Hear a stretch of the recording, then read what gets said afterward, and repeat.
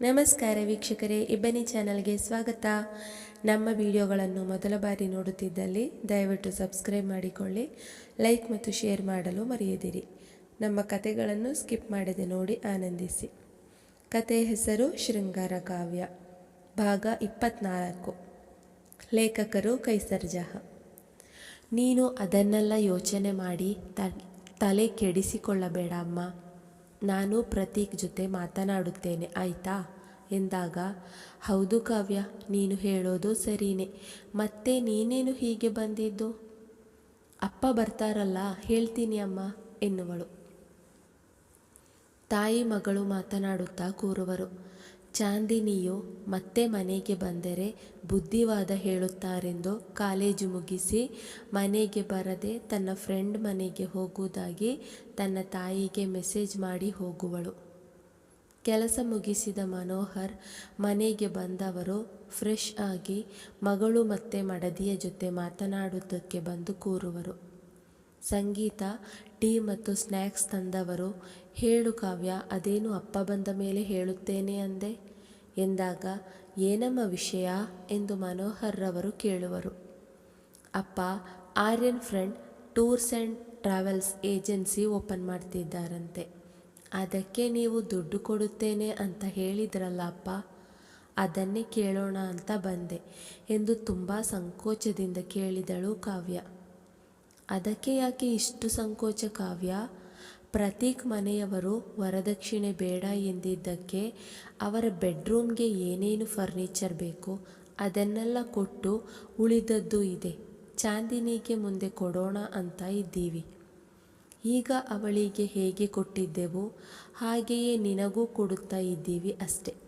ನಮ್ಮದು ಏನಿದ್ದರೂ ಅದೆಲ್ಲ ನಿನಗೆ ಮತ್ತು ಚಾಂದಿನಿಗೆ ತಾನೆ ಎಂದು ಕೆನ್ನೆ ತಟ್ಟಿ ಹೇಳಿ ಒಳಗೆ ಹೋಗುವರು.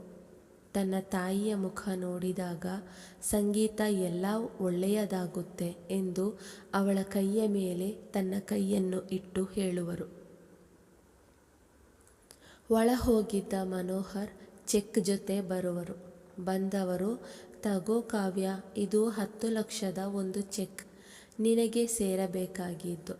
ಹಾಗೆಯೇ ಇದನ್ನೂ ತಗೋ, 5 ಲಕ್ಷದ ಚೆಕ್.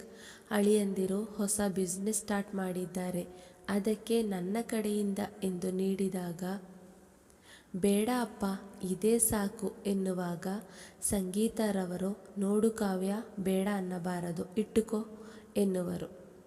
ಅಪ್ಪ ಅಮ್ಮ, ಆರ್ಯನ್ ಬೇಜಾರು ಮಾಡಿಕೊಂಡರೆ?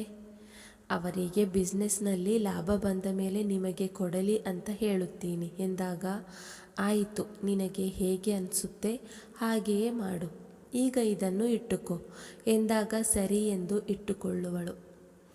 ಸಂಗೀತ ಪ್ರತೀಕ್ ಹೇಳಿದ ಮಾತುಗಳನ್ನು ಹೇಳದೆ, ಎಕ್ಸಾಮ್ ಇರುವ ಕಾರಣ ಚಾಂದಿನಿ ಬಂದಿದ್ದಾಳೆ, ಫ್ರೆಂಡ್ ಮನೆಗೆ ಹೋಗಿ ಬರುತ್ತಾಳೆ ಎಂದು ಹೇಳುವರು.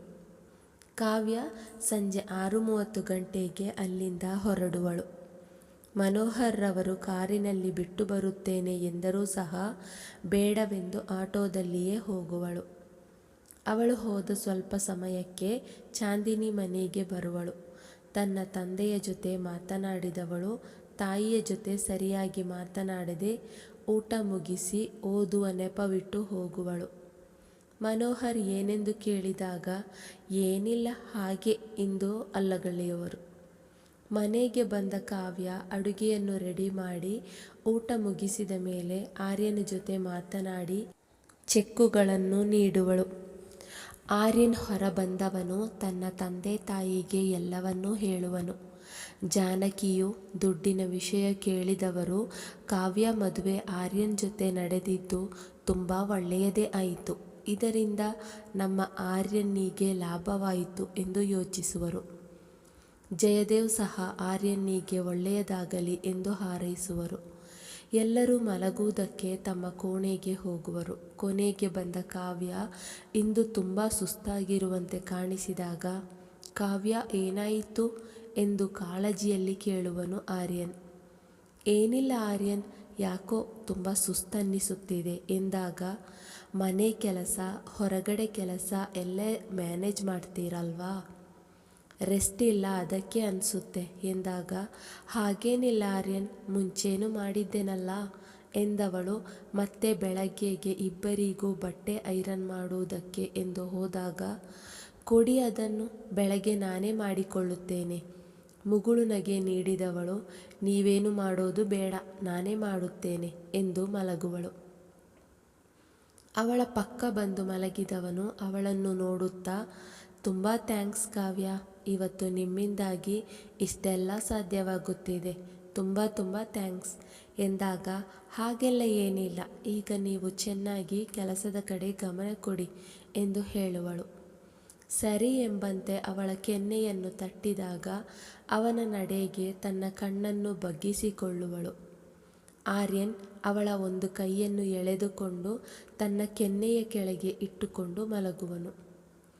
ಅವನು ಮಲಗುವ ತನಕ ಕಾದ ಕಾವ್ಯ ಅವನು ಮಲಗಿದ ಮೇಲೆ ಕಣ್ಣು ಬಿಟ್ಟವಳು, ನಿಧಾನಕ್ಕೆ ಆದರೂ ಪರವಾಗಿಲ್ಲ, ಹೇಗೂ ಎಲ್ಲ ಸರಿ ಹೋದರೆ ಸಾಕು ಎಂದು ಅವನ ಕೈಯನ್ನು ತನ್ನ ಸೊಂಟದ ಸುತ್ತ ಹಾಕಿಕೊಂಡು ಮಲಗುವಳು. ಮಾರನೇ ದಿನ ಎದ್ದ ಆರ್ಯನ್ ಸ್ನಾನ ಮಾಡಿ ರೆಡಿಯಾಗಿ ತಿಂಡಿ ತಿಂದು ತನ್ನ ತಂದೆ ತಾಯಿ ಆಶೀರ್ವಾದ ತೆಗೆದುಕೊಂಡು ಕಾವ್ಯಾಳ ಜೊತೆ ಮನೆಯಿಂದ ಹೊರಡುವನು. ಜಯದೇವ್ ಮತ್ತು ಜಾನಕಿ ತಮ್ಮ ಮಗ ಮೊದಲ ಸಲ ಒಂದು ಒಳ್ಳೆಯ ಕೆಲಸವನ್ನು ಮಾಡಲು ಹೊರಟಿದ್ದಾನೆ, ಅವನಿಗೆ ಯಶಸ್ಸು ಸಿಗಲಿ ಎಂದು ಹಾರೈಸುವರು. ಕಾವ್ಯ ಆರ್ಯನ್ ಮೊದಲು ದೇವಸ್ಥಾನಕ್ಕೆ ಹೋಗಿ ಪೂಜೆ ಮಾಡಿಸಿಕೊಂಡು ಆಮೇಲೆ ಆರ್ಯನ್ ಕಾವ್ಯಾಳನ್ನು ಡ್ರಾಪ್ ಮಾಡಿ ಬಾಯ್ ಹೇಳಿ ಹೋಗುವಾಗ ಕಾವ್ಯ ಆರ್ಯನ್ ಆಲ್ ದಿ ಬೆಸ್ಟ್ ಎಂದು ಹೇಳುತ್ತಾ ದೇವರ ಹೂವನ್ನು ಪರ್ಸಿನಿಂದ ತೆಗೆದು ಕೊಡುವಳು. ನಗುತ್ತಾ ಅವಳಿಂದ ಹೂವನ್ನು ತೆಗೆದುಕೊಂಡವನು, ನಾನೆಲ್ಲೋ ಪ್ರಪೋಸ್ ಮಾಡ್ತಿದ್ದೀರಾ ಅಂದ್ಕೊಂಡೆ. ಅವನ ಮಾತುಗಳಿಗೆ ನಕ್ಕ ಕಾವ್ಯ ಅಲ್ಲಿಂದ ಹೋಗುವಳು. ಅವಳು ಆಫೀಸಿನ ಒಳಗೆ ಹೋಗುವ ತನಕ ಅಲ್ಲೇ ಇದ್ದ ಅವಳು ಒಳಹೋದ ನಂತರ ತಾನೂ ಹೋಗುವನು. ಬ್ಯಾಂಕಿಗೆ ಹೋದವನು ಚೆಕ್ ಡ್ರಾ ಮಾಡಿಕೊಂಡು ನಿಖಿಲ್ ಜೊತೆ ಹೊಸ ಬಿಸ್ನೆಸ್ ಪಾರ್ಟ್ನರ್ ಗೌತಮ್ ಹತ್ತಿರ ಬರುವನು. ಬಂದವರು ಹೊಸ ಟೂರ್ಸ್ ಆ್ಯಂಡ್ ಟ್ರಾವೆಲ್ಸ್ ಆಫೀಸನ್ನು ನೋಡಿ ಎಲ್ಲ ಮಾತುಕತೆಗಳನ್ನು ಮುಗಿಸಿ ಏನೇನು ಕೆಲಸಗಳು ಆಗಬೇಕಿದೆ ಅದೆಲ್ಲವನ್ನು ಆದಷ್ಟು ಬೇಗನೆ ಮುಗಿಸುವುದೆಂದು ಮಾತನಾಡುವರು. ಆರ್ಯನ್ ಅಗ್ರಿಮೆಂಟ್ ಪೇಪರ್ ರೆಡಿ ಮಾಡಲು ಗೌತಮ್ಗೆ ಹೇಳಿದಾಗ ಗೌತಮ್ ಸರಿ ಮಾಡಿಸುತ್ತೇನೆ ಎಂದು ಹೇಳಿ ಆರ್ಯನ್ ಬಳಿಯಿಂದ 15 ಲಕ್ಷ ಹಣವನ್ನು ತೆಗೆದುಕೊಳ್ಳುವನು. ಸಂಜೆ ತನಕ ಅಲ್ಲಿಯೇ ಇದ್ದ ಆರ್ಯನ್ ಸಂಜೆ 5 ಗಂಟೆಗೆ ಅಲ್ಲಿಂದ ಹೊರಡುವನು. ಕಾವ್ಯಾಳನ್ನು ಪಿಕ್ ಮಾಡಿದವನು ಆಕೆ ಬೇಡವೆಂದರೂ ಐಸ್ ಕ್ರೀಮ್ ತಿನ್ನಿಸಲು ಕರೆದುಕೊಂಡು ಹೋಗುವನು. ತಿನ್ನುವಾಗಲೆಲ್ಲ ಹೊಸ ಬಿಸ್ನೆಸ್ ಬಗ್ಗೆಯೇ ಮಾತನಾಡುವನು ಆರ್ಯನ್. ಅವನ ಖುಷಿಗೆ ತಾನೂ ಖುಷಿಯಾಗುವಳು ಕಾವ್ಯ. ಆರ್ಯನ್ ಮತ್ತು ಕಾವ್ಯಾಳ ಸಂಬಂಧ ಪತಿ ಪತ್ನಿಗಿಂತ ಸ್ನೇಹಿತರು ಎಂಬುದೇ ಆಗಿತ್ತು. ಇಬ್ಬರದು ನಿಷ್ಕಲ್ಮಶ ಸ್ನೇಹ. ಕಾವ್ಯ ಆರ್ಯನ್ನ ಜೀವನದಲ್ಲಿ ಬಂದ ನಂತರ ಅವನಲ್ಲಿ ತುಂಬ ಬದಲಾವಣೆಗಳಾಗಿದ್ದವು. ಅದು ಜಯದೇವ ಮತ್ತು ಜಾನಕಿ ಅವರಿಗೆ ತುಂಬ ಖುಷಿ ನೀಡಿರುವುದು. ಆದರೆ ಸಮಯದ ಚಕ್ರಕ್ಕೆ ಈ ಇಬ್ಬರು ಸಿಲುಕಬೇಕಾಗಿದೆ. ಆ ಚಕ್ರ ಇವರ ಜೀವನವನ್ನು ಅಲ್ಲೋಲ ಕಲ್ಲೋಲ ಮಾಡುವುದರಲ್ಲಿ ಇತ್ತು. ಇದು ಯಾವುದರ ಪರಿವೇ ಇಲ್ಲದೆ ಇಬ್ಬರು ಈಗಿನ ತಮ್ಮ ಖುಷಿಯನ್ನು ಅನುಭವಿಸುತ್ತಿದ್ದರು.